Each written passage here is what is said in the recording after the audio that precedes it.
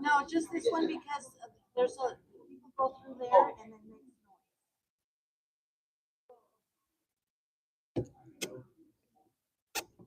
Good morning, everyone. Can everybody hear me?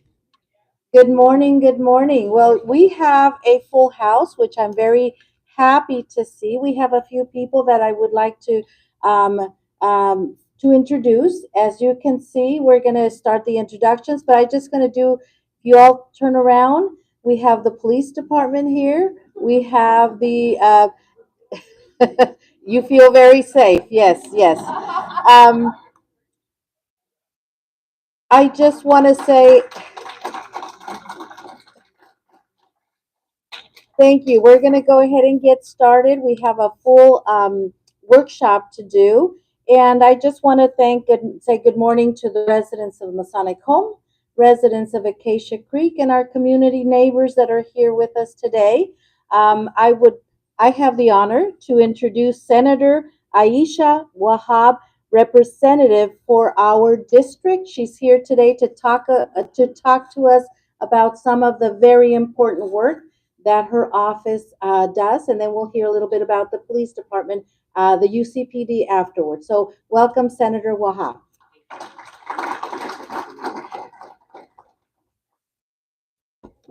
Good morning, everybody. Thank you. I really do appreciate you guys having us and my team here. So I am Dr. Aisha Wahab. I am the state senator for this district. And I will say that I'm very attached to this district just largely because I grew up here. And then also, in Union City in particular, I had family here, and my grandfather would always like kind of take me on AC Transit down the street to go to the store and just buy, a bag of chips. So that was like, my favorite memory just growing up here. But I kind of just wanted to at least provide you guys some background a little bit on what we do in the state senate, and I love questions and answers, so feel free to ask any questions you guys may have. But then I also wanted to make sure that you guys have the resources that you guys potentially need.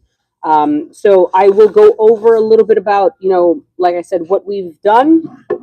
We're going to have a couple of different presentations, but just kind of wanted to highlight some of the work.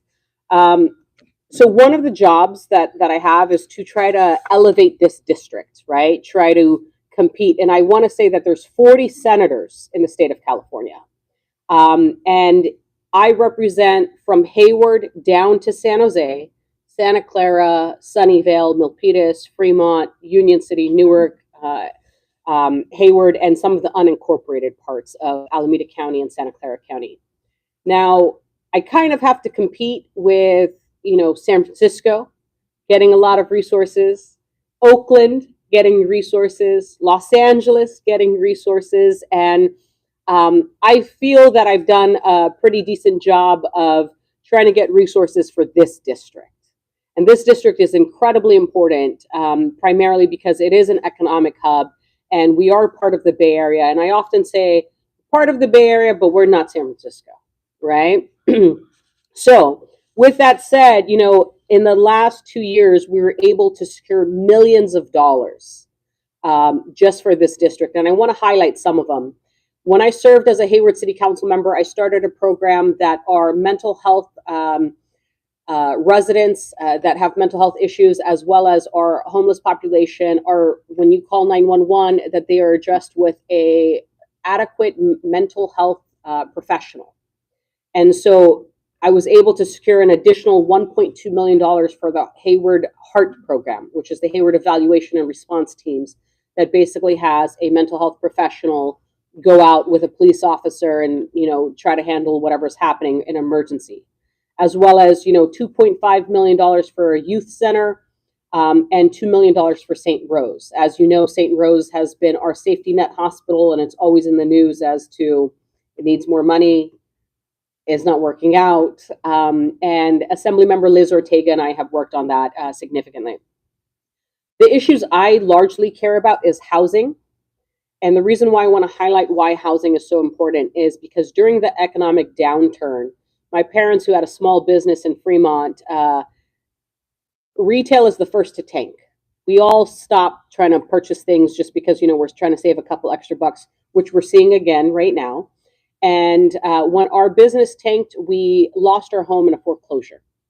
And I often say that millions of Americans that lost their home, and the big banks benefited twice. They got the influx of cash from the government because they were too big to fail. And then they also kept the asset of the home that they foreclosed on, and they resold it, right? So the big banks actually benefited, right? And there's millions of Americans that are still struggling. I'm still a renter. Even though I have a doctorate, my sister has a master's degree, we cannot purchase a home here without a big amount of cash, right? Average home is $1.4 million. Townhomes, condos, and so forth are about $750,000. So who can afford that? Our fastest growing homeless population demographic is our seniors. Really think about that for 2 seconds. The fastest demographic that is going back into the workforce are seniors. So when you guys go to Lucky's or buy groceries and so forth, who's scanning your foods, right? When you go to Denny's, who's taking your order? It's no longer the teen, that's doing a weekend job or so forth, but it is our seniors. And so with that, I genuinely try to focus on a couple of things. Definitely housing is the number one issue, and making sure that we're trying to tackle affordability. And I will say, you guys will see a lot of bills coming from myself as well as my colleagues now that we have created an affordability working group in the Senate to really tackle the issues that are the bread and butter issues of our homes, right? And that's the reason why I ran for office. It's not for any other purpose. So here are the millions of dollars that we have brought in, for evictions, for complete streets, for the California School of the Deaf. And I really want to highlight why social services matters the most to me. I actually grew up in the foster care system, right? My father was actually murdered, and both my sister and I ended up in the foster care system. It's a cold case. I was talking to the chief about it. 30 plus years later, still nothing, right? And when you grow up in the foster care system, you deeply rely on community. Regardless of which family you're placed with, when you bounce from home to home, you are exposed to different religions, different cultures, different languages. And in the Bay Area, you're exposed to a lot of people. And we always have to take care of our neighbors because we don't know what they're going through. So that is why I care so much about social services. This past year, I was able to introduce roughly more than 2 dozen bills or so, and I was able to secure 16 bills signed by the governor. And I'm very proud of that because, as quote unquote, still a freshman in the Senate, that's a big number of bills. And we had a senior package. SB 1354 was protecting seniors at all costs to make sure that there was equitable treatment of Medi-Cal residents, that they are protected from payment source discrimination at skilled nursing facilities, because different insurances pay more for those particular beds. And sometimes when family members say, hey, I need a bed for my parent or my grandparent, they're like, oh, do they have Medi-Cal? Oh, I'm so sorry, we don't have a bed available, right? That's not right, right? And especially, we know that it's becoming harder and harder to take care of our loved ones. So that was signed into law. And then the continuing care retirement communities to basically allow all residents to know what their rights are when they are in a retirement center. And I think that's incredibly important because there was a lot of discriminations that were taking place. Just a very quick, overview. I'm chair of public safety on the Senate side, as well as the budget chair of public safety, judiciary, labor, transportation, a number of other issues. If you guys have watched the news and saw the governor increase CHP patrols in Oakland, I had a part in that, right? To make sure that, when there's retail thefts, when there's a high rate of crime, that we have these quick action teams that can kind of be there and focus on making sure the residents are taken care of, as well as the increased attorneys in the district attorney's office to make sure that cases kind of move along. That has been a big part of it, but I also just want to highlight that I introduced SB 982, which is making organized retail theft an actual crime that stays a crime. The fact that it's not is questionable to us, right? So these are common sense bills, in my opinion. And I will say, as a proud Democrat, I do work with my Republican colleagues. There's not many in California. I'm just going to be very honest. However, a lot of these bills are about good policy, not about politics, right? And so, we had a AI child safety package. Sadly, there's a lot of predators online, and you guys are going to hear more about that. And oftentimes, they try to abuse children. And I had 3 bills regarding stopping online predators and digital identity theft and much more. I will highlight why digital identity theft is incredibly important. My father is in his 70s, roughly almost, and he's online a lot because he stays at home a lot. And there are people that try to reach out to him and impersonate celebrities and you name it. And sometimes I actually think that he sometimes believes it, and I have to talk to him that they're scamming you. And he says, I have no money. What can they get out of me? And I tell him that if you have a social security number, you're a citizen, and you're alive, they will find a way to outsmart the system, right? They will open up lines of credit in your name with your photos. Everything is public right now. Your photos, where you went to school, if you have grandchildren, the whole nine. And oftentimes we don't know how to make our pages more private. We don't know how to protect ourselves in a lot of ways. And seniors are often the first to be scammed by these new technologies out there, right? We're seeing, even when you go to the gas station, when you go to the ATM, even when you scan your credit card, people are skimming those credit cards and utilizing it. And easy, $1,000 is gone, $500 is gone. So what are you going to do by the time you figure it out? So, we also had a number of bills regarding mental health, housing. We had the first Stable Affordable Housing Act signed into law by the governor in the nation. And again, more services for behavioral health, mental health, and social services across the board. And I do just want to highlight, some of the things that we talk about a lot of this, but I really want to highlight my team because they're here in the district. My chief of staff is here. She's a licensed marriage and family therapist. I have other staff that are former teachers and substance abuse counselors and folks like that. So I really want to highlight that my office is really here to serve you all, right? And that is the ultimate goal that we have, is to make sure that your issues are addressed, whether it's with unemployment, whether it's with Social Security, whether it's even helping you guys with federal issues, right? Whether it's immigration or whatever the case may be. So I just want to be able to at least address some of those things that we're working on, and kind of moving forward into how to stay safe and secure online. So other than that, happy to take any questions you guys may have, and hopefully I can answer them. No questions, guys? Yes, go ahead. I'm sorry. 100 compliments. It's so much. Living here, we can call your office if we have or area. Yes. One thing I hesitate to mention, that is that it's such a safe city and surrounding. They had a few problems at Safeway, and I noticed people have addressed it with carjackings and so forth. So this goes along with your talk today. That I saw that they put in all those blue lights, so you're very active in the city. But I just wanted to give you a compliment. That's Hall of Fame stuff. I appreciate that. Thank you.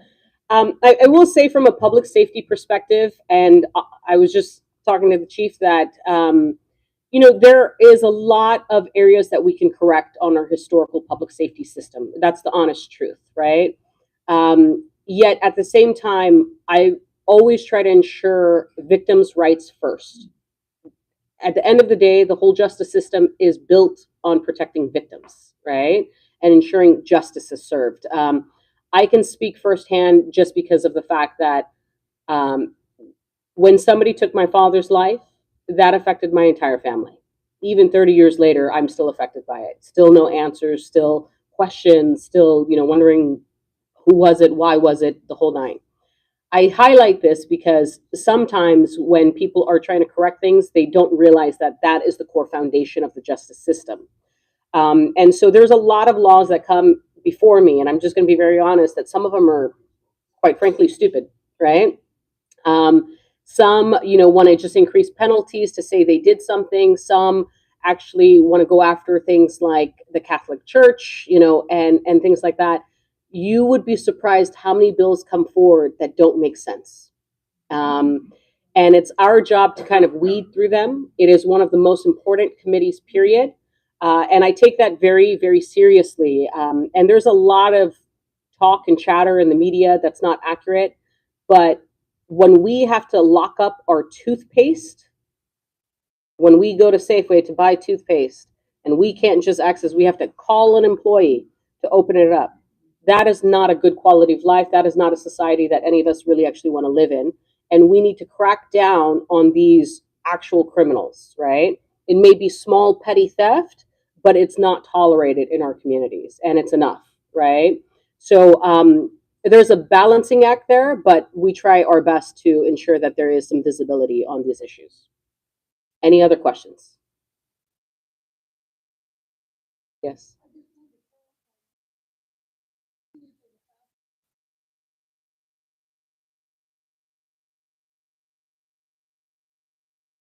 It's largely in the state. The state of California, sadly, is having a huge housing crisis, right? When we're talking about the lack of supply, but also the affordability issue. So if you're a renter, rents still go up, even though wages don't necessarily go up. People who are on fixed incomes, especially Social Security and so forth, which is largely handled by the feds, they don't see huge increases. They don't see 5% increases. They don't see 10% increases or 20% increases. Their wages are technically stagnant, number one.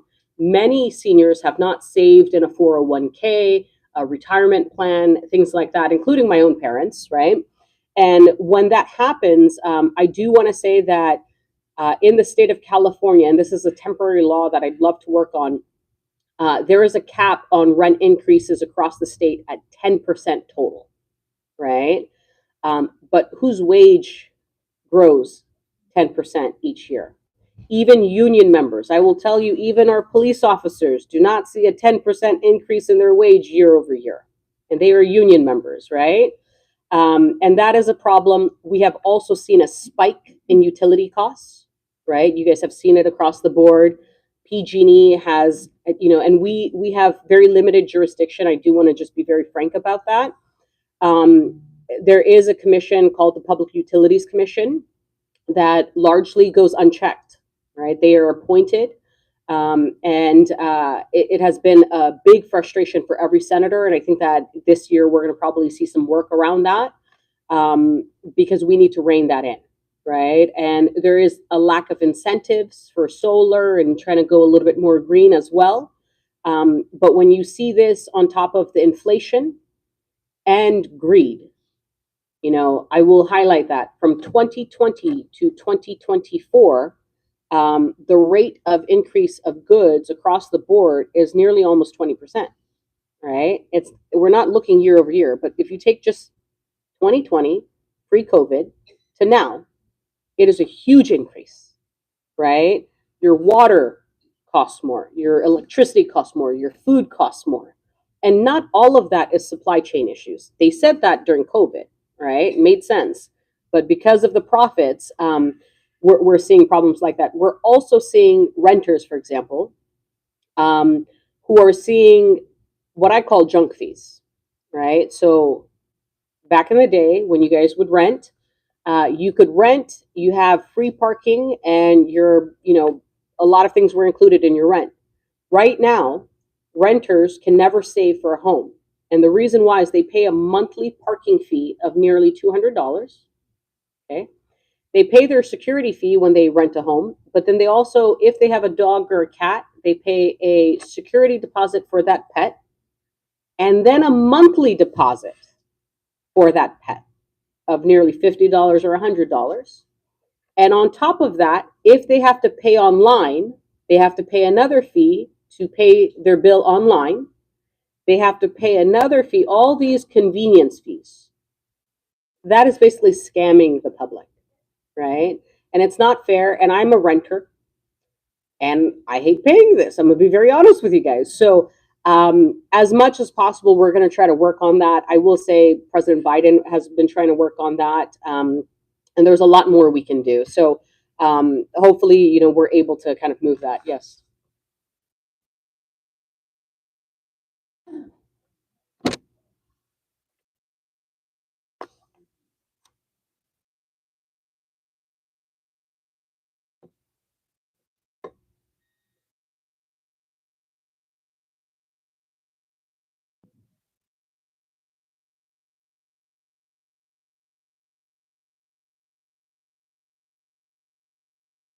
The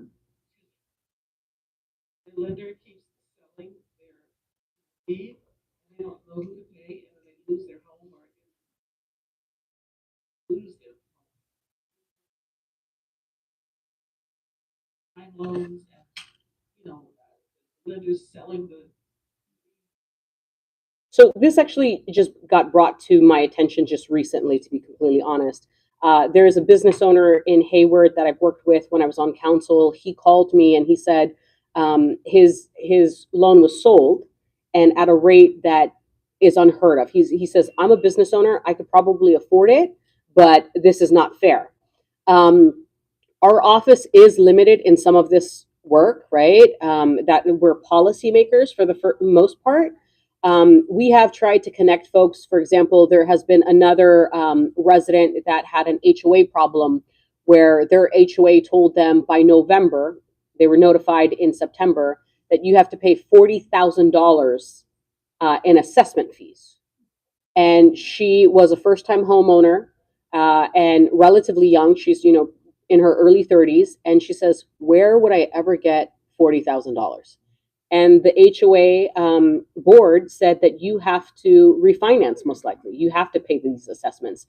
Mind you, in the 2 years that she's owned this home, she's already paid assessments of $8,000 and $5,000 previously. She was going to take a second mortgage. And what she ended up doing is she called my office, and we tried to connect her, one, with a city manager of her own city, two, with the director of housing in her city, to just see, like, is this bad practice, the legalities of it, and so forth. Eventually, we escalated it to the district attorney's office. And an assistant district attorney is taking her case and reviewing it. Now, there's a number of issues here. As much as they say that there's a lot of laws since the foreclosure crisis, people always find a loophole, right? If you put enough lawyers in a room, they're going to find a loophole to find more money out of people, right? At least that's what my dad always tells me, right? And the honest truth of that is that we always have to keep catching up to, the scams that people are seeing, number one. So the more you can tell us about it, the more we can be informed and kind of highlight it. Sometimes a call from our office actually makes a difference. I will say that people are always a little scared of, when a senator gets involved. Number two is the fact that, we're seeing more and more scams, and HOAs, for example, they're largely made up of regular people. They don't know how to seek and secure funding and financing for some of these big problem areas, like a new roof or irrigation issues or whatever the case may be. There are actually funding mechanisms. They just are not fully informed. So just the education of who serves on this HOA, that's incredibly important, right? And we want transparency. And you guys have heard, for example, in HOAs alone, there's a lot of people that, there is no lawn. You're in a condo, for God's sakes, and you're, supposedly have a gardener, and the gardener is the HOA president's boyfriend or something like that, right? We see that over and over in the news, right? So we are trying to curb as much of that as possible. I will say that for me, the mortgage issue is a big problem. It's also handled by the feds, which is one of the concerns I have. So anything we introduce, it's like, okay, that's not our jurisdiction. I will say that, just my personal investment in it. For example, the PMI. You guys have heard of this mortgage insurance that, if you don't have the 20%, you could pay 10% and then a PMI. I don't understand why we pay that, considering that the banks just can take your home if you can't pay it. I don't need to pay an extra $500 a month for what, right? So there's a lot of things that don't make sense for the average person, and it does not make it workable for the average person to be able to purchase a home, let alone a HOA or a managed home and so forth. So there's a lot that we can do in regards to helping. Sometimes not directly in our office, but we can connect the dots for folks as much as possible. Thank you, Senator Wahab. That concludes our Q&A. I would now like to invite Donald Hester from CISA to step up. Thank you, guys.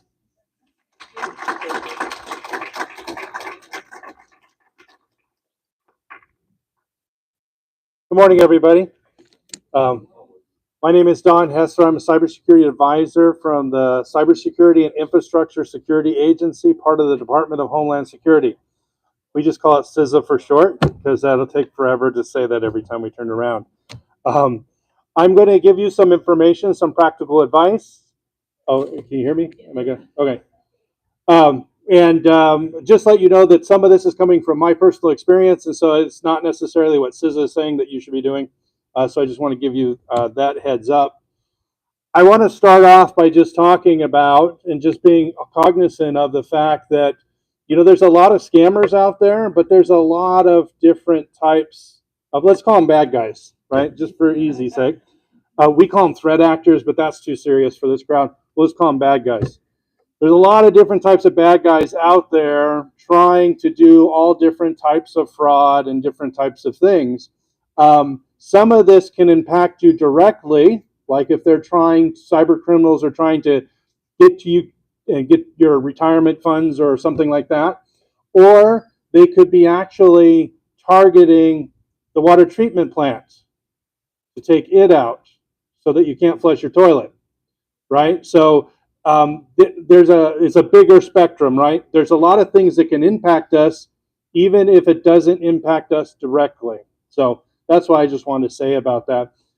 We have everything from hacktivists who are trying to make usually a political statement of some sort.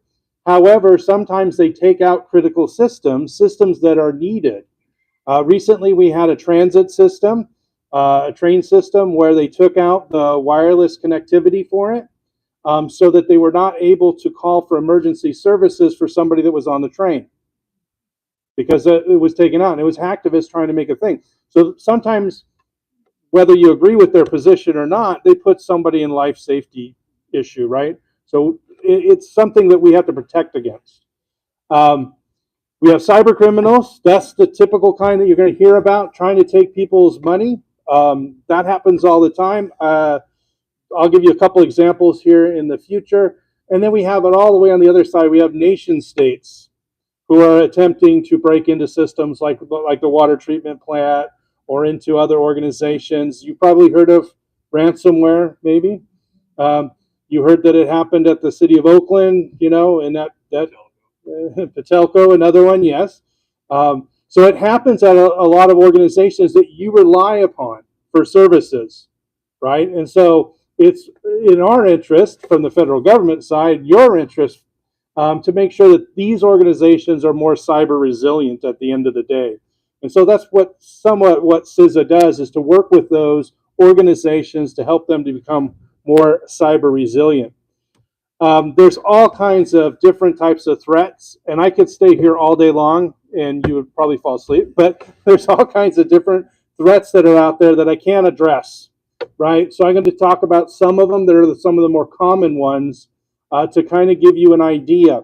Raising your awareness will help protect you from being a victim, right? At the end of the day, that's what I want to make sure happens here, right?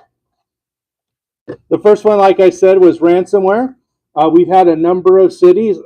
Prior to coming to CISA, I worked for the city of Livermore as their cybersecurity, head of cybersecurity. They hired me after they had a ransomware incident. So that ended up taking that city about 4 months to bring back all the services, so that people could go in and get their business licenses and those types of things. But typically what ransomware is, it's nothing new. It's just another form of extortion. It's just extortion on computer systems, right? They log into your computer system, they lock you out, and then they will tell you that you have to pay a ransom, otherwise they're not going to give you access back to the machine. This happens even on a personal level, where they will break into your computers and do a ransom to you. Usually they're not asking for millions of dollars because they know you don't have it, but they may ask for like $5,000, right? We've seen that. I've actually seen it where somebody's TV got hacked with ransomware and they couldn't use their TV anymore. Well, pay the ransom or go to Costco and buy another TV, I guess. I don't know. But TVs are cheap enough that I guess most people probably just replace those. But those are computer systems, and we don't always think of them as being computer systems, right? How many of you have heard of phishing, right? Great. I'm glad that you guys have all heard about it. Now, here's the thing about phishing. It's not just emails that they send you. Sometimes it's a text message, right? You may get a text message that's maybe they leave you a voicemail and ask you to call back. And phishing comes in all different sides, different ways. Phishing is just the way of them, like fishing, just throwing out some bait and trying to get someone to bite. And so they'll call a bunch of different people, hoping that somebody will answer and somebody will, fall for their story, basically. So you get this. You may even get it on social media. Some of you may or may not be in social media. You're trying to keep up with the grandkids. You're probably on social media, right? And they may send you messages on social media trying to scam you as well. So you got to be careful about that as well. So always, I like to say, you heard the thing, trust but verify. I say never trust, always verify, right? Because you don't know. And I could try to explain to you what to look for in the email address. You're not going to remember it. So just, if you get an email and it says it's from your bank, go directly to your bank, either not following anything in the email, but just go directly to your bank, log in, and then check to see if they did actually send you a message, right? So that's one way to protect yourself, because if you don't use anything that's in the email, if it's a fake, then you'll catch it and you'll protect yourself from it. So those are some of the things to look out for. Anytime that they're asking you to do something very quickly, that is usually an indicator that it's some type of scam, because they're trying to hijack your brain, usually with fear and speed, try to get you to react and say yes to something that you're not supposed to. A good example, I don't know if you read this in the news or saw it on TV, but a gentleman in Concord fell for a scam when they called him up and said, hey, the scammers called him up and said, hey, we're with the federal government, and somebody has committed identity theft against you, and they're trying to take all your funds. We can help you with that. And so through that process, he told them, hey, what you can do is you can put your money into our federal government money system, and we'll protect it for you. Yeah, exactly. Right. We all say that right now, but our brains are listening to me talk about a scam. But if you got a phone call and you were afraid that you were going to lose your life savings, you might make a different decision because of fear and because that they've got you on this thing. You have to hurry and act, right? Yes, they try to get you off guard. So that should be a red flag, right? I tell these stories all the time and people laugh and they're like, I would never fall for that. Like the FBI calling you. Is the FBI called, and this happens more often than you think. FBI calling saying, hey, we think your computer was in a crime, but we think you're innocent and we'd like to prove that. So please let us log into your system and we can prove that you're innocent. The FBI doesn't work that way. What do?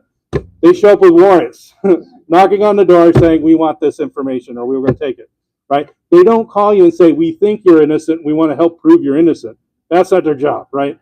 So again, the fear, and another one that's typically used is like the IRS. You owe tax money and we're going to send the local authorities to you. The IRS doesn't send local authorities to you. They send you forever a bunch of letters, all right? That's what's going to happen. And then if they do anything, they're going to just garnish something, right? So that's the way that they normally work. So if you get the letters, then pay attention to those. But they're not going to send the local law enforcement after you. They have their own law enforcement that they would send out. But anyways, so scams. Other types of different scams. Think about tech support. You ever get a phone call saying it's from Microsoft or Apple and they're going to help you fix your thing? Again, that's not how they work. What do you have to do? You have to call them and stand on hold for a long time, don't you? Yeah, they're not going to call you and say, hey, we think something's broke, we're going to help you fix it. No, they want you to call them, right? So again, if it's a tech support scam, just don't fall for it. Just say, look, I got my grandson, he'll help me, or whatever, but just don't interact with folks that call you telling you that they're going to help you with that kind of stuff. Unless you've called them first, right? If you called, some local place that helps you with that kind of stuff. There's lots of different types of money scams to watch out for. If they're asking you to buy gift cards for something, don't buy it. That's usually some type of money laundering type of scam. So the first one here is that one I told you about that happened to the gentleman in Concord. By the way, he lost all of his retirement funds. They're all gone. And now he also owes the IRS for taking all the money out early. Now, I'm sure he'll work it out with the IRS because that was some kind of fraud that he fell for. He may have to go to court and do some other stuff, but I'm sure that will be taken care of. But still, that's your whole life savings is gone. And I don't want that to happen to anybody here. So tell all your friends, when you leave today, I'm deputizing every one of you to tell your friends about this stuff so that they don't become victims, right? Because they'll call you and they'll say, hey, this Nigerian prince, he's going to give me a bunch of money. And you'll say, no, that's a scam. Don't talk to that guy. There's romance scams out there too, right? And you'd be surprised. There's a lot of that kind of stuff that they have where they'll be online. They'll look up your profile and say what you're looking for, and they'll be that perfect person. They will pretend to be that perfect person just to scam you, right? And try to get money from you. They're probably not the only person they're scamming at the time. They're probably scamming 4 or 5 other people. Sometimes they may even show up and meet with you at different locations, but then they're going to scam you. So you want to watch out for that.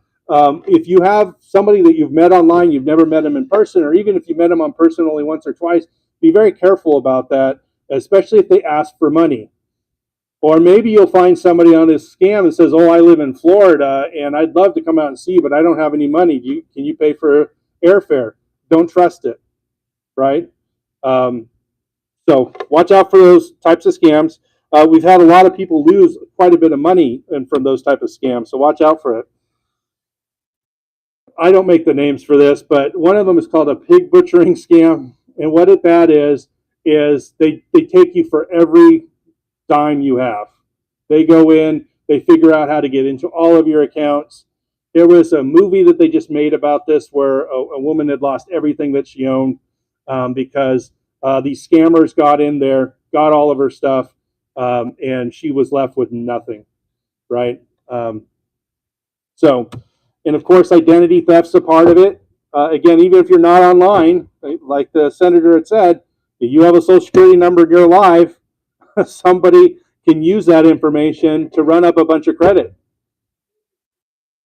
Yeah, and then what ends up happening? You either have bad credit, or you have a lot of bills that you can't pay because you never applied for all that credit, right? So you got to be careful about that.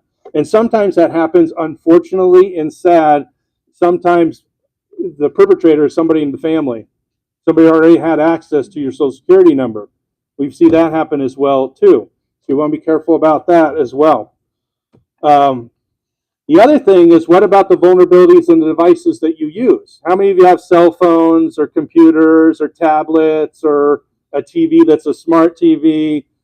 All of those devices, all of them have vulnerabilities on them on a regular basis, which you either have to patch or you have to, if they don't have patches available, you have to buy a new one. And that kind of sucks as a consumer, right? Because you have a phone and then 4 years from now, they're not giving you updates to it anymore. And now it's easily broken into. So what are you supposed to do? They want you to buy a new phone. And it's unfortunate the way it is today, but that's what it is.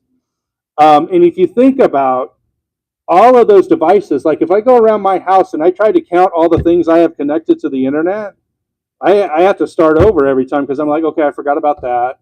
I just bought a washer, a dishwasher, a microwave, and a refrigerator. I got a really great deal by buying all 3 together. Basically, the dishwasher is free. So I'm like, hey, that's a good deal.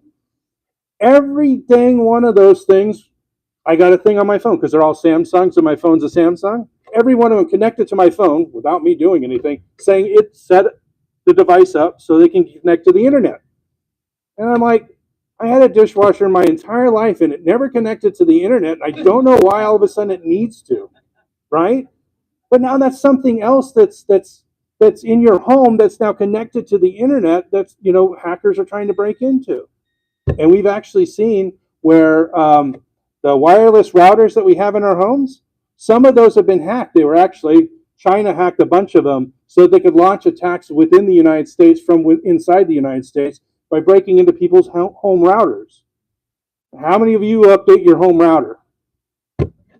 Right? Like nobody does that, right? But that's the thing. So you have to watch out for that. And what about AI, right? You probably hear about AI all the time. That's kind of a scary thing. In the old days, you used to get those scam emails and everything was misspelled and it was you're like, oh yeah, that's definitely a scam. Well, nowadays, even if English isn't their first language, they can make a perfectly crafted email using AI to fool you. They can use AI to look back at your social media accounts, if you have those, to learn about your interests, where you've been, so that when they craft an email to send you, it may say, let's say you like fishing and you went to Aruba for fishing or something like that, and 4 years ago and it saw it on your Facebook, the AI can go there, find it, and then write an email that say, hey, in Aruba when we were fishing on that boat, I finally found your phone number or your email or whatever, so I'm contacting you about that. And you're going to be like, I don't remember somebody, but I was in Aruba and I was fishing, so maybe I did. right? So then they have some kind of edge on you. They have some background information, and they used AI to do it. And it normally, if a person was doing that, it takes a lot of time. AI doesn't take a lot of time for it to do it. So what can you do about all this crazy stuff? A lot of it is what we call cybersecurity. That's a new term that we use, but it's basically security for your technology, right? That's what we're trying to do. It's important because if you don't do it, you might be a part of some of these scams, or they may break into your systems. And so I want to give you 4 easy things that you can do to help protect yourself, because I give you the scary part, right? But how can you actually protect yourself? So there's a couple different things. Have those really strong passwords. Your grandkids' names or your pets' names are not good passwords, right? Especially if they use AI to look at your Facebook or something, then they can come up with a bunch of passwords using terms that you might like, right? So you want to be very careful about it. We generally recommend that you have a password that's like 16 characters long, and it's complex. And I know everybody's like, you're crazy. I totally get it. But every one of my passwords is 20 characters long, complex, and I don't know any of them. I don't. I honestly, I don't. There's no way. How many passwords do you think you have? Any clues? Anyone want to guess? 30? 50? I have 250-ish that I have to keep. Well, I got like 40 of them are for work. Anyways, but the average American has about 100 passwords that they have to manage. Now, I want you to take that and say 16 character passwords. Don't use the same one ever again. Also, right? Now, you're all like, oh my gosh, you're crazy. No, I got something for you. But the reason why that's important is because if the bad guys ever get one of your passwords, they will try that password in every other account that you have. So if you use a password and you use it more than once, that may mean that if one of them gets compromised, it could compromise all your stuff. So you want to have different passwords for every account. That's kind of a pain. I get it. So there's these things called password managers. They're really nice. You can get them so that they're on your phone. They will auto fill in the application or the website, so you don't have to remember the password. That's why I say I don't know what my passwords are. It automatically makes passwords that are complex for me. They're 20 characters long, which is more than what we need. And you may say, well, why does that have to be so long? Well, computers keep on getting faster and faster, right? You hear about that every time it gets faster. So the old idea of having an 8-character password is no longer good enough. Computers can break those in about 10 minutes. So the newer systems, they're so fast that we have to keep up with them, so our passwords have to grow in length. Problem is our brains don't get extra storage for longer passwords. So Password Manager can help you with that. The one I use is on my phone, but it is also on my computer. So all the passwords are up in the cloud. Now, some people are really smart and they'll say, well, what happens if someone gets a password to that? Yeah, all my eggs are in one basket. But you're much less likely to be a victim of that than anything else. So I just want to reduce your risk as low as I can, but it's never going to be 100% safe, right? Nothing ever is. So the other thing that you can do is turn on multi-factor authentication. What is that? Well, if you think about it, think about your door at your house. You have a deadbolt, right? That's one factor of locking your door. Another factor is maybe you have another lock that you have on the doorknob, right? Here's the thing. It's not multi-factor if you use the same key for both locks. You'd have to have 2 different types of keys, right? So think of it that way. Multi-factor is you have multiple ways. You have to have the password or a PIN number and something else. Usually it's like a thumbprint or a scan of your face or something like that. We call the scan of your face biometrics. So if you have a phone, highly recommend that you turn that on so that nobody can just get into your phone. People can get into your phone and do all kinds of crazy stuff, because if your bank app is on there and they get access to your phone, they may be able to get access to your bank, right? So you want to have these other multi-factor authentications turned on. So turn it on, especially for your email, especially for any accounts that you have online that are money related, retirement accounts, all that stuff. You should have multi-factor authentication turned on to that, and social media. And your phone. I know it's not listed the phone, but if one of the ways, you probably gotten this from your bank, when you go to log in, it says it's going to send a text message to your phone, and then you got to type the number in. Well, if they have access to your phone, then they can get that number, right?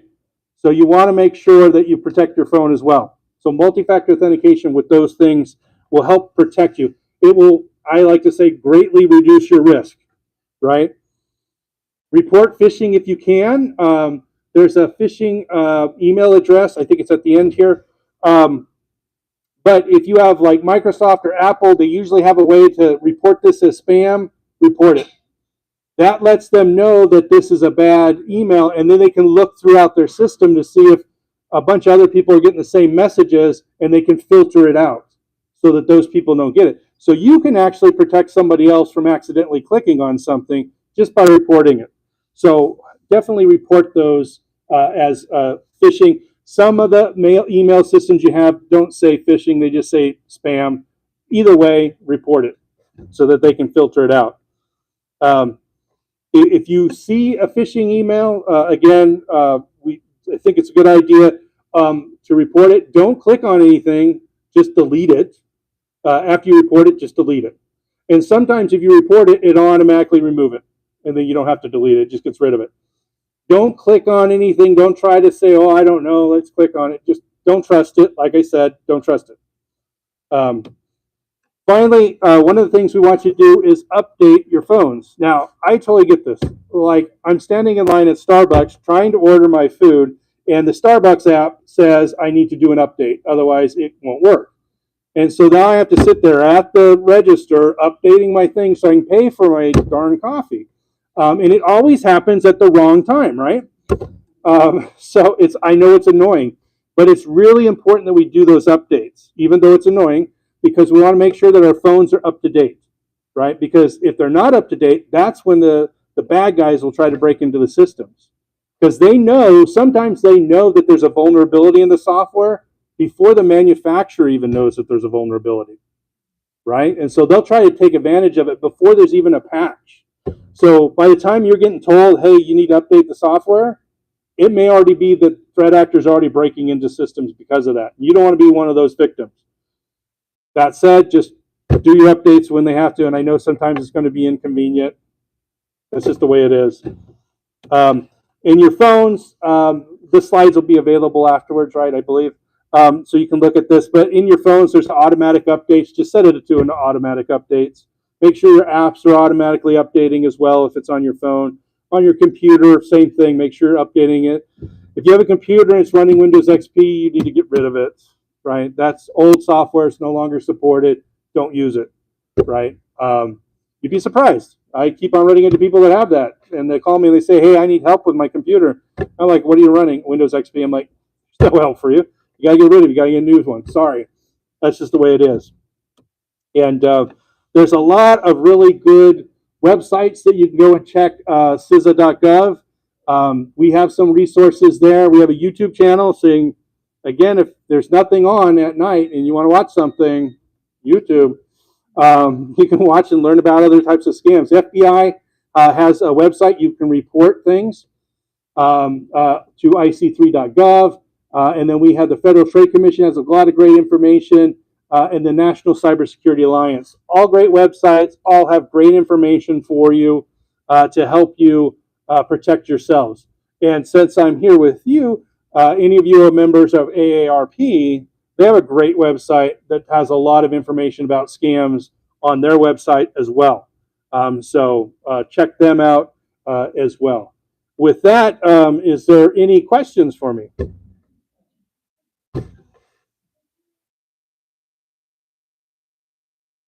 Could you elaborate on the AI voice risk?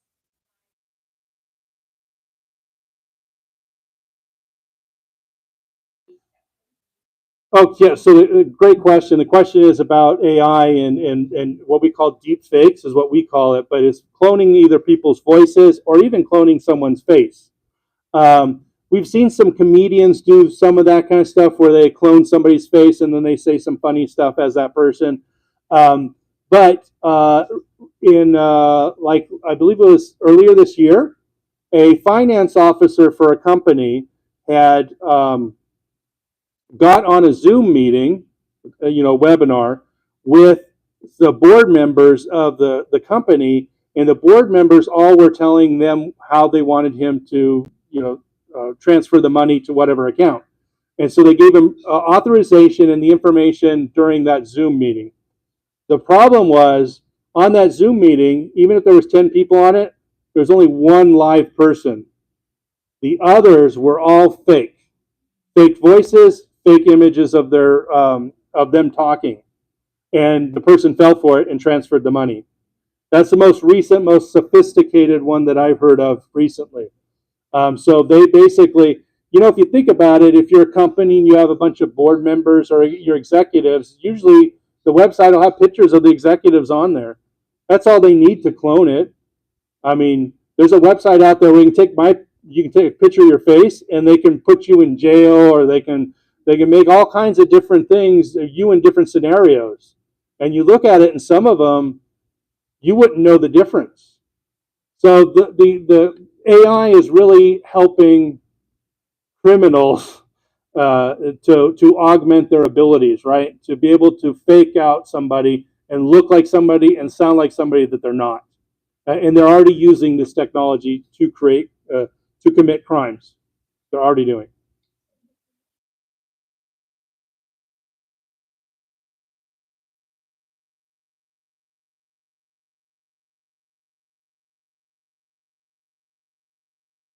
Yeah. So it's a great question. If someone imitates and pretends to be somebody, how do you do that? You'd have to have another means of verification from that person, either prearrange with them.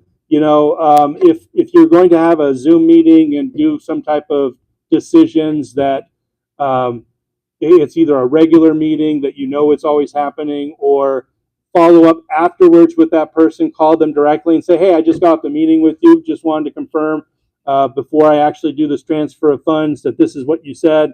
Then the person will be like, I never said that. What meeting? Right? So that extra step, don't trust, always verify, would really help you in that instance. Before we move on with our Q&A, I would like to invite the Union City Police Department, and we'll have a joint Q&A with them and with Donald. If you'd like to come up to do a quick introduction? Oh, One question. Do you think that Apple app that fills in your website ID 32-bit password good enough? So, Familiar with that one? yeah, so the question on that one is, are the ones good enough? They're less risky than not having a password manager, having the one built into either your browser or to Apple. The problem is if you don't have an Apple desktop, you can't really, the passwords won't be there.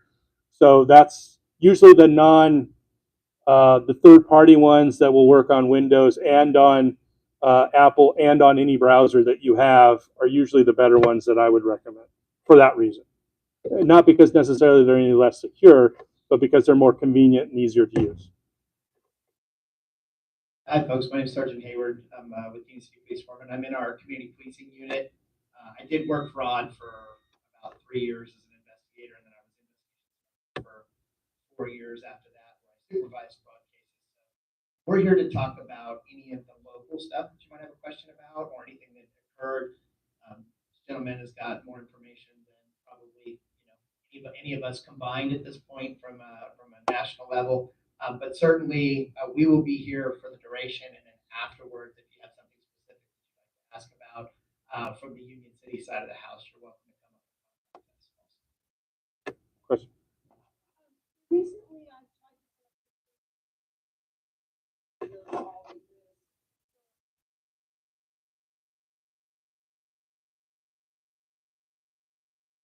phone calls keep coming in. Can we set that up for emails and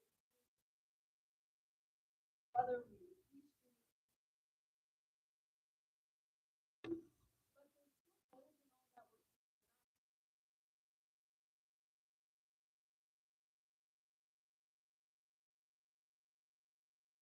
Maybe think, is there a service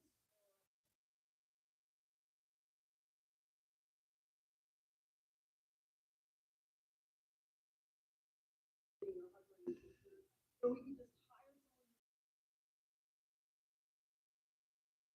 Yeah, there are some services like that.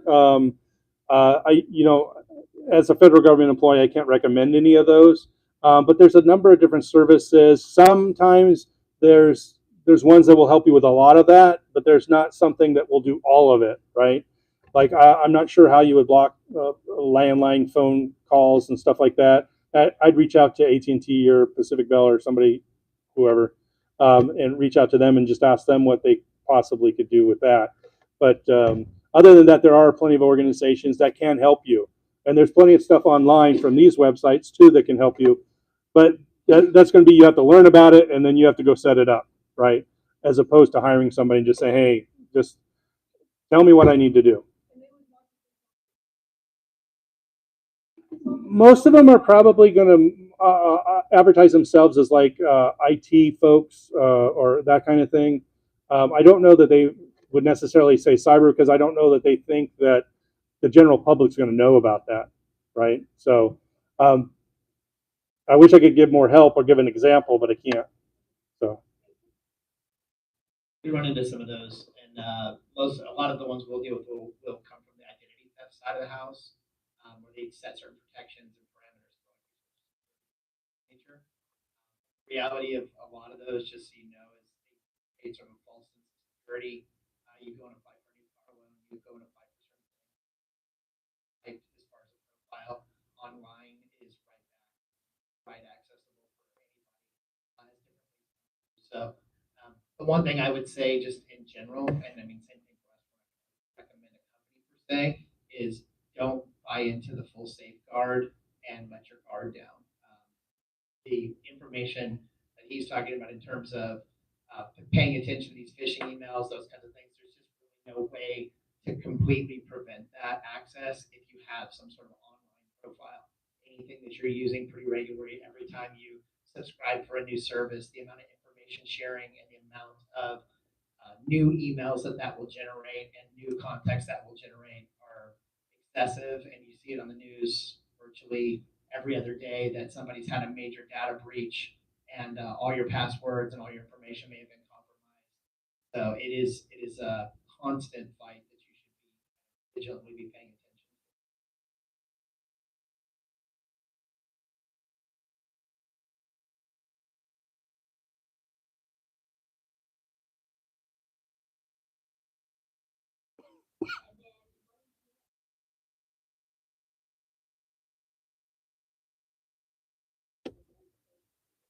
It's going to basically echo very much what you've already had here today in terms of the online stuff.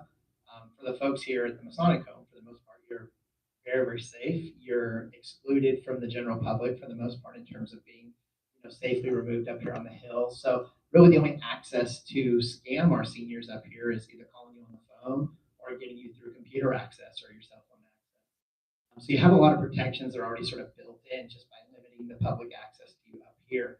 For our community members, one of the crime trends that we're seeing significantly right now, pretty much all over the Bay Area and the greater California areas, we have these folks that are sort of nomadish that are coming up on seniors that are walking the streets and doing jewelry swaps.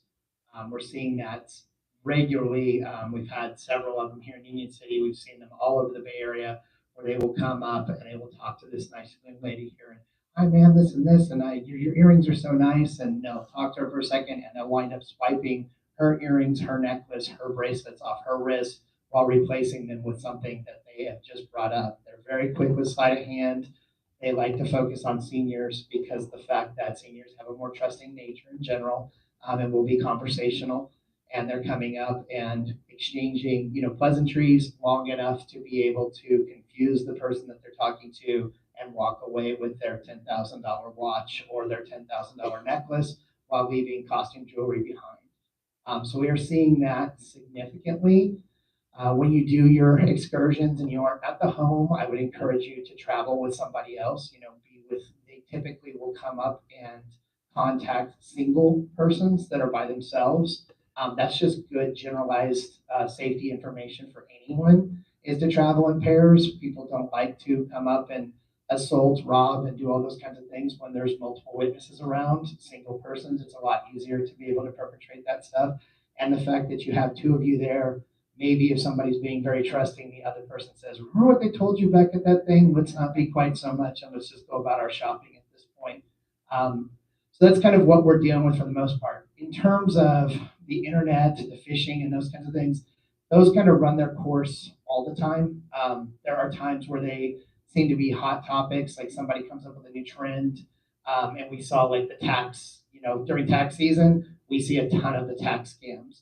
Right after taxes are filed, we'll start having people that call us and say, hey, I think I made a mistake. I went to the store and I bought $2,000 worth of Green Dot gift cards, and I wired them, or Apple, the ones that always kill me. And I ask myself every time, how is when they go buy like Apple Music cards and they transferred all the Apple credits. The reason that they pick some of these different entities is once that transfer is completed, it's very hard for law enforcement to do any sort of tracking or reversing of those funds.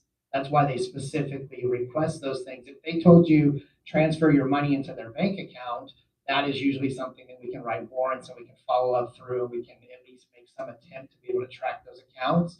But for the average knucklehead that's not really that sophisticated as a criminal, they just go with the gift cards. The gift card balances are transferred into another account. They're virtually untraceable, especially with Apple. Apple is really, really difficult, and they protect your information, they say, but at the exact same time, they protect the suspects like you wouldn't believe. They are constantly creating technology that makes their phones uncrackable, and for this stuff to be really, really difficult to track, which in theory should protect you, but at the exact same time, it's to be able to do those follow-ups. And if you have something specific offline, we could talk about it too. If there's something that you want to ask about, feel free to follow up that. Hello. Whose job is it to protect the mail carriers? Is it the city police going through the city or the state, or who can protect them? That's a good question. They have their own police departments to investigate issues that come up, but realistically, our job is to protect everybody in Union City. So whatever workers, whatever citizens, whatever any folks are in the geographical boundaries of our city, that's our job. So if our mail carriers are delivering mail and get robbed here in our city, there may be a parallel investigation that their own investigative entity wants to be involved with. There are federal type crimes that are involved with that, but we would still be the investigation or the investigating entity that would go out and initially make that contact, protect that person, take those statements, and generate the initial investigation. Does that answer your question? Yeah. I have one right here. I have caller ID, and so far, so good. So the caller ID is great. Most cell phones, when you get a call now, it's going to tell you who's calling you. For the most part, you're probably pretty safe as far as that goes. And if you get something that says on my phone when it rings now, it says spam risk, and I just send that to voicemail or get rid of it for the most part. I think there's benefits in that, but just imagine when we're talking about AI and we're talking about the ability to spoof someone's face now and have somebody talk to you in their voice and appearing to be it. They're always making advances, and the last thing you want is for somebody that's been able to spoof the number of your daughter and send you that message where your caller ID says your daughter's calling, and you're now talking to somebody that isn't your daughter and you weren't even aware of it. So just don't get overly reliant on technology. Trust your gut. If something feels wrong, stick with the fact that it's probably wrong. Nobody that's a legitimate entity, if you say, hey, I'm a little uncomfortable with this, I'd like to run this by somebody, is going to start screaming and yelling at you and get upset or bully you at that point. And if they do, I can darn sure tell you it's probably a scam right from the get-go. Yeah, I would add to that they can spoof numbers. And when I worked at the city of Livermore, we had a problem with it. Somebody was calling saying they were from Livermore PD, but they weren't. But the phone number was Livermore PD's that showed up on the caller ID. The thing is, if you call that number, it does go actually to Livermore PD, right? But when it showed up on your caller ID, it did not. It said it was calling from that number and it wasn't. So again, never trust, always verify. So if somebody calls, you say, I'll call you right back. If you really are from Union City PD, you'll call them right back and you'll get them, right? Union City PD will never call you and ask for any funds via the phone. We do, I mean, our POA and different things, we have philanthropic causes, but those will come through mailings, those will come face to face. Those are those kinds of presentations we do.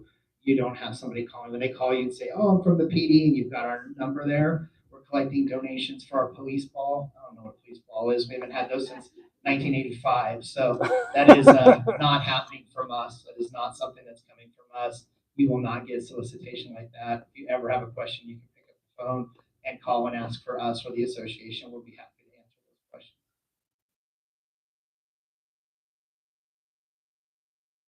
And we have a couple folks here from our Union City IT division. They're going to come up and talk to you, Mario Vallejo. I'm going to have him come. Oh, and then I've got one more gentleman. They're going to come up and talk to you guys a little bit about some of the IT stuff from the city side of the house. Yeah, I won't be talking about the IT stuff per se, but for 1 second. Everyone.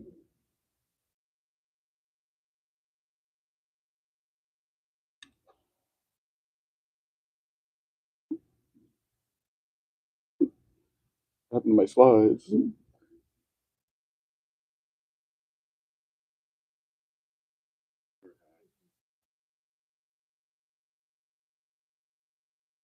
What's your password?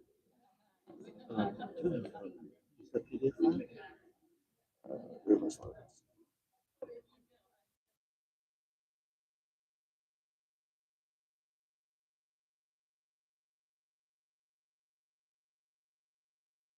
All right. No hacking involved. Hi, everyone. I'm Dwayne Vale. I'm the cybersecurity manager here for Union City. My boss over there, Mario Vallejo, he's the director of IT. And anything, Mario, you want to say you're the boss? If you want to come up here and need anything, go right ahead. I was given 10 minutes to talk. Normally, my minimum is an hour. So I'll try and make this really quick in about 10 minutes. I do like talking with seniors. I had a session last year with the Ruggieri Senior Center that went off very well. With a company I used to work for, we were partnering with an organization called Stay Safe and Connect online that made videos for seniors. Anybody ever hear of Mom Don't Click That video? They're very good. And if you get a chance, they're on YouTube that are still available. But what's really nice about them is they're basically seniors talking about incidents that they've had. So they share their experience. They're very, very informative. And if you get a chance, definitely take a look for those. All right, I'm going to be talking about 6 non-technical tips that you can use to help avoid scams. Everybody know what non-technical means? It means easy. And if you're like me, you need easy. I will only be sharing 6. I'm only going to be sharing 6. If this was an hour, I'd be sharing at least 10. So maybe next time I'll share more with you.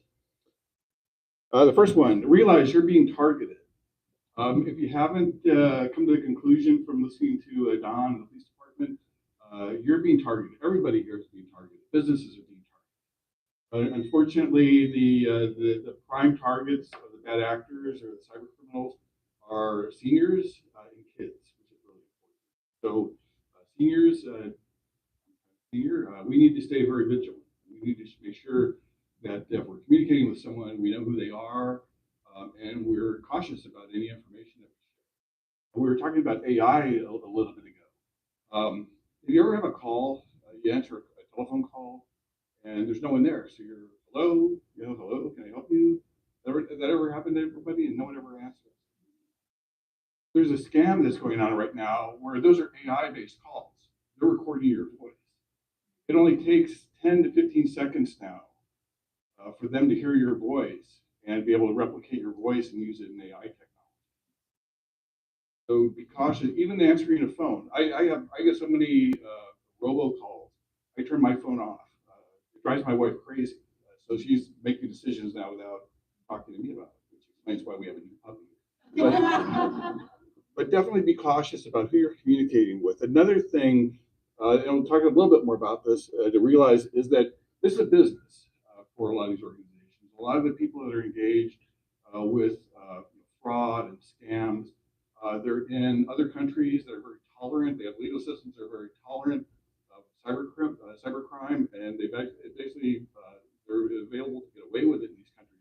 It's like a business. They have retirement plans, they have patient plans, and many of them don't even know that they're involved with doing scam opportunities because these organizations are so good. Always think, that the person you may be communicating with is it's a business for them. There's nothing personal.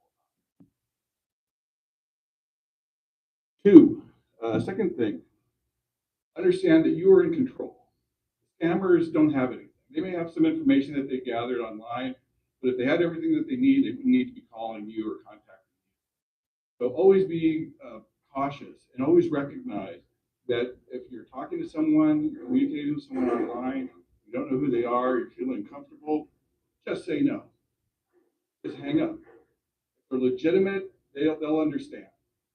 If they're not legitimate and they're the scammers, the bad actors, remember what I said, it's a business for them. They're going to forget about you. They're going to go on to someone else.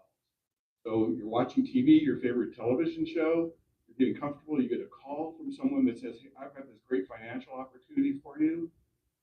Don't even, if you're busy doing something else, say, I don't have the time for it, and hang up. You get a call that says, hey, I've got long lost grandkids for you that want to get in contact for you. Be aware of something like that, and don't even give it the time to respond to it. Just say no. Don't want to talk to you. If you got something to send something to me. I'll review it, and then if it's interesting, I'll get back. But always remember, you're in control of what you provide to the scam. I did when I was doing a session yesterday or last year. One of the seniors said, "Well, I don't want to be rude and offend anybody." And I said, "No, you have to be rude. You have to be. Don't worry about offending people. The legitimate people will understand. Scammers will move on to someone else." All right, next thing, avoid unverified people and groups. Don talked about this is really good. So we only want to communicate online or over the telephone or texting with organizations, with people, groups that we know or that we verify. And if you don't know and it sounds interesting, we'll take the time to verify it. If you're getting information from an organization, you're not sure if they're legitimate, ask for their telephone number, call up the legitimate telephone number, find out if they are legitimate and what they're doing is legitimate. But don't trust anybody without verifying who they actually are and what they're actually. Next one, close unneeded accounts and groups that are online. I've got a couple brothers, older brothers, and they were bugging me like, God, what can I do to stop all these emails coming in? They get like 200, 300 emails every other day that they're getting, and they're not that popular. But they get a ton of emails, and I'm like, well, what kind of groups do you subscribe to? Oh, we're in these sports groups. We're in these other groups. I'm like, well, what? You got to close down these accounts and these groups that you have, because that's what a lot of the scam artists, the bad actors are doing.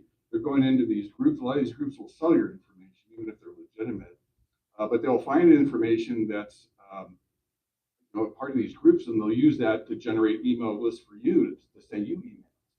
So if you have online accounts that you're not using, go ahead and close them out. If you're in groups, chat groups, or other kind of communication groups that you don't really use, go ahead and end those. You'll find that your emails and your propensity to get bad text messages or telephone calls is going to go down dramatically. Yes. Emails. Does unsubscribe work, or is it a waste? You mean like the unsubscribe button? Yeah. It depends, and that's the key. If it's a legitimate email, it will work. If it's not a legitimate email, what you'll find is that unsubscribe link is actually a link to malware. Right. So exactly. So for me, what I do is I generally, unless it's a legitimate organization, it's a legitimate email that I can tell, I won't click the unsubscribe button. I'll just start automatically deleting the emails as they come in. Good question, though. Fifth one, know the warning signs. So there's several warning signs. Again, if this was the hour session, it'd be a lot more, but these are some of the key ones to think about. If you get an email, a text, a call from someone you've never heard of before, you're not familiar with the organization, where you weren't expecting a call, that's a big warning sign. Someone may be trying to scam. So again, use due caution. If you're like me, I generally don't talk to people unless it's something I initiate. So I generally just hang up on people. Not my wife though. I don't hang up. Let's see. The demands, and Don, spent some time talking about this. The demands to act now. There's a sense of urgency. We're saying, hey, we're monitoring your laptop. We're seeing, malware, incidents. Help give us access to your computer. We'll clear it all up for you. You got to do it now. Or hey, this sale's only lasting through the end of the day. Those are the types of things that you want to avoid, creating that sense of urgency. That's a big one. Emails, messages that have links and attachments with them. Those are a big warning sign for me. Again, if it's not an organization I'm familiar with, or even if it is, I generally won't respond to those because a lot of them are so be cautious with any link or any email or text that has a link. Any requests for gift cards, money, any requests for information about your passwords, your access to your computers, personal data, family data, that kind of stuff is a big warning sign. And for me, I don't share that kind of information with anybody. I had a call, just the other day where someone was saying, "Hey, I can help with your financial situation." I'm like, "How do you know what my financial situation is?" Well, just give us this information. Like, well, no, I'm not going to be giving you this information. So, a lot of this, again, it's a business for them. So they have a script that they go through. If you make it difficult for them, they tend to be, looking for opportunities. The more difficult you make it for them, they're more likely they're just going to move on to someone else. Often, if I get a call that I don't like, I'll say, "Hold on 1 second." I'll put the phone down and see how long they stay on. Most of them will stay on about 15 seconds.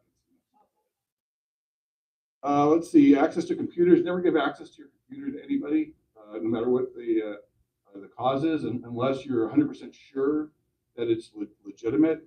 And then, many of these are entities, cyber criminals are outside the U.S. So they may have quotas that they need to meet because, again, this is very much like a business for them.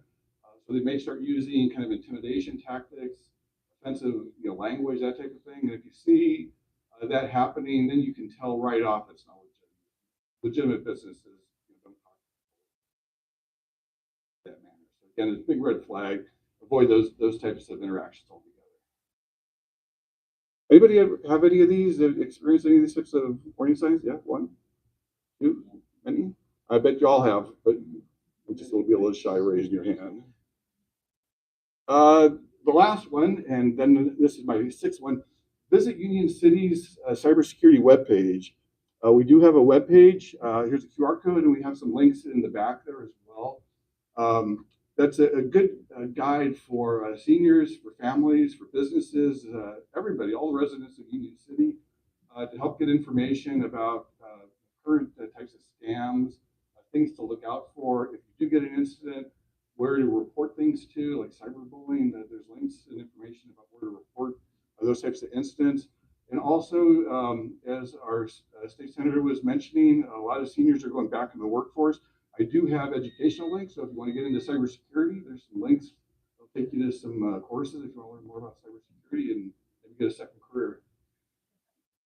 All right, with that, that concludes my quick presentation, but thank you very much. And we'll be around for more questions.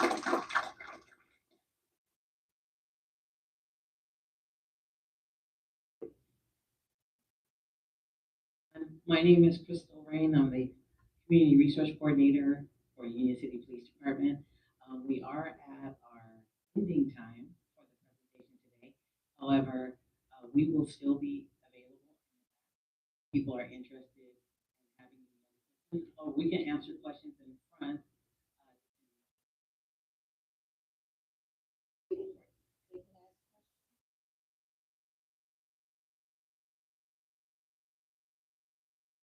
We'd like to take a picture with Senator. So what I'd like to say also, thank you to the office of Senator Dr. Aisha Wahab and their connections with Mr. Hester for the cybersecurity information that was shared. And we thank our Union City IT department, who also shared very good information. And of course, Union City PD. to help to coordinate the event with Soledad Martinez, the executive director of Masonic. So it's in partnership, and this is what our police department likes to do. Be in partnership with our community stakeholders and bring information and education to. We can invite Senator to.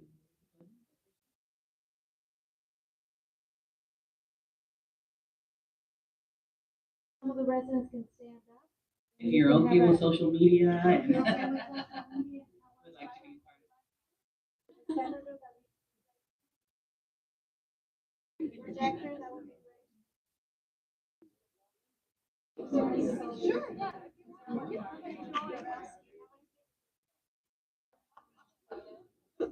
we invite all the Sure. participants and speakers to come up to the front for the photo.